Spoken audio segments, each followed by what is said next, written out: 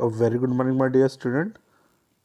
My dear student, as you know that at present cash flows chapter is going on, and today we will discuss the 6 marks question of this chapter, my dear student. This is a very important topic, so please be concentrated. My dear student, this is a format of cash flow statement. Operating activity already we have discussed. Uh, you can see in the previous lecture, my dear student, previous video you can see.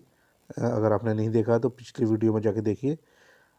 Operating activity, investing activity, and financing activity.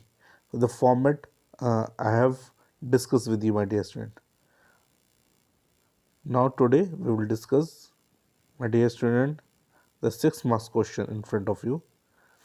This is a 6 marks question. This is a complete balance sheet, my dear student. This is a complete balance sheet. This is a note to account, and at the bottom they are saying to prepare cash flow statement. From the beginning I will read, and मैं आपको clear बताऊंगा.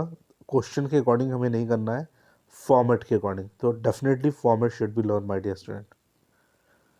At the beginning they are saying, my dear student, that following is the balance sheet of Techno India Limited as at 31st March 2020.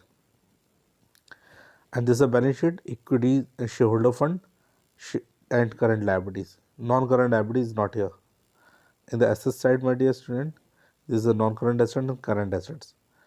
But my dear student, again I will tell you, not according to question, according to format हमारा कहता है सबसे पहले operating activity लिखेंगे, फिर net profit लिखेंगे.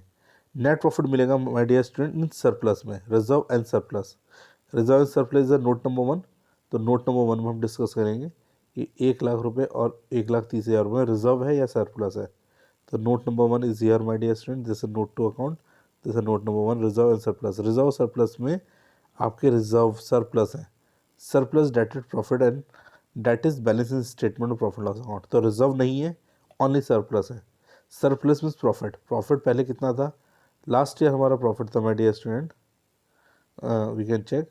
The last year profit is of 1,00,000 rupees 2019 में, और 2020 में ये प्रॉफिट हो गया 2,30,000 रुपये. इसका मतलब करंट ईयर में हमने 1,30,000 रुपये का प्रॉफिट कमाया है.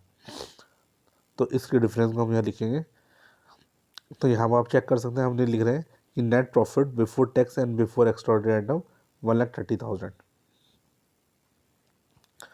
इसके बाद my dear student, non cash और नॉन ऑपरेटिंग आइटम होते हैं, नॉन ऑपरेटिंग एक्सपेंसेस. उन्हें हम सर्च कर सकते हैं, लेकिन वो इस क्वेश्चन में हमें कहीं नहीं मिल रहे हैं. तो माय डियर स्टूडेंट वो मिल सकते हैं, कुछ परसेंटेज लिखिए तो उस पर इंटरेस्ट हम चेक कर सकते हैं. अदरवाइज गुडविल है, तो गुडविल अगर डिक्रीज़ हो रही है, फिक्स एसेट में गुडविल नज़र आएगी यहाँ पर. गुडविल डिक्रीज़ हो रही है तो हम कह सकते हैं this is goodwill right of. और कोई एडजस्टमेंट है तो एडजस्टमेंट में हमें नज़र आ सकता है कोई डेप्रिशिएशन किसी मशीन वगैरह पे, तो depreciation is non operating expenses. लेकिन नहीं है तो फिर हम आगे चलेंगे. आगे हमारा फॉर्मेट कहता है decrease in current asset and increase in liability add. तो अपने फॉर्मेट के अकॉर्डिंग सबसे पहले हम करंट लायबिलिटीज़ चेक करते हैं. करंट लायबिलिटी लास्ट ईयर कितनी थी? 7,00,000 रुपये. अब कितनी होगी? 4,50,000 रुपये. तो करंट लायबिलिटी डिक्रीज़ हो रही है माय डियर स्टूडेंट, और करंट लायबिलिटी हमारी डिक्रीज़ हो रही है. तो ये क्या होनी चाहिए? ये हमारा फॉर्मेट कहता है decrease in current asset, increase in current liability add, and increase in current asset and decrease in current liability less.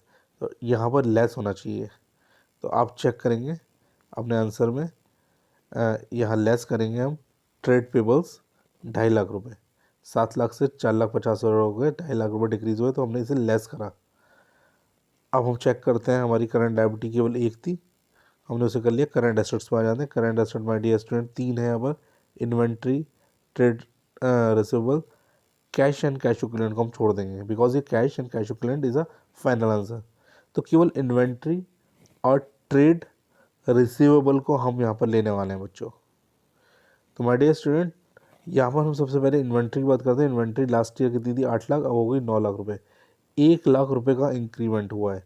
तो inventory is a fix current asset. Current asset increase हो रही है, तो करंट एसेट इंक्रीज़ होगी तो definitely पैसा जाएगा, क्योंकि हमने कहा डिक्रीज़ इन करंट एसेट्स और इंक्रीज़ इन करंट एसेट्स. ये हमने पहले रन करा. डिक्रीज़ इन करंट एसेट्स हमारी क्या होती है? ऐड क्योंकि डिक्रीज़ होंगी तो पैसा आएगा, और अगर इंक्रीज़ हो रही है तो डेफिनेटली इन्वेंट्री हम खरीद रहे होंगे, पैसा जाएगा हमारे पास से। आप चेक कर सकते हैं ये चीज़ भी माइनस होगी 1 लाख रुपये।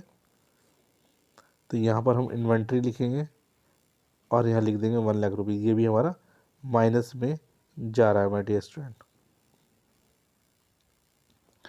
इसके बाद माय डियर स्टूडेंट हम चेक करते हैं इन्वेंट्री पर ट्रेड रिसीवेबल्स का क्या हुआ है।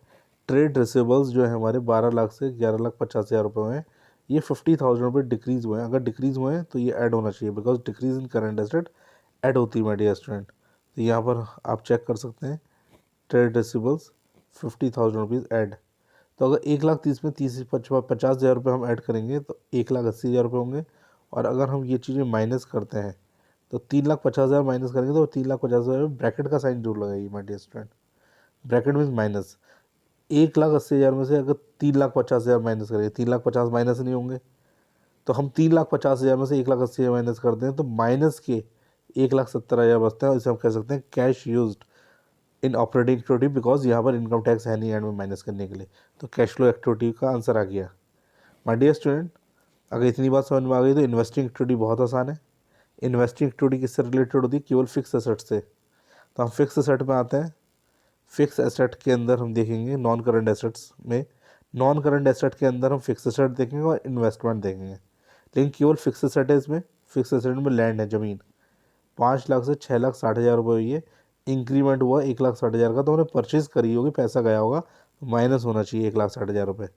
आप चेक कर सकते हैं यहाँ पर इन्होंने कहा इन्वेस्टिंग एक्टिविटी में कि purchase payment of land purchased 1,60,000 रुपये माइनस में पहुँचा दिए, कहानी ख़त्म। तीसरा है फाइनेंसिंग एक्टिविटी, हम लिखेंगे फाइनेंसिंग एक्टिविटी किससे रिलेटेड है? कैपिटल से। कैपिटल है owner fund, borrowed fund. Check करते हैं लाइबिलिटी साइड में आते हैं। ऑनर फंड तो माय डियर स्टूडेंट ये हो गया शेयरहोल्डर फंड। बोरोड फंड होता है non current liability, but non current liability is not here current liability. Current liability is not part of capital. तो केवल हम किस पाएंगे? शेयरहोल्डर फंड पाएंगे। शेयरहोल्डर फंड में भी रिजर्व और सरप्लस से कोई कैश का फ्लो नहीं होता, वो तो रिजर्व सरप्लस हमारे पास रखा हुआ है। केवल हम चेक करेंगे तो किसे चेक करेंगे? Share capital. शेयर कैपिटल पहले कितनी थी? 20 लाख, अब हो गई 25 लाख। 5 लाख रुपए का इंक्रीमेंट हुआ है।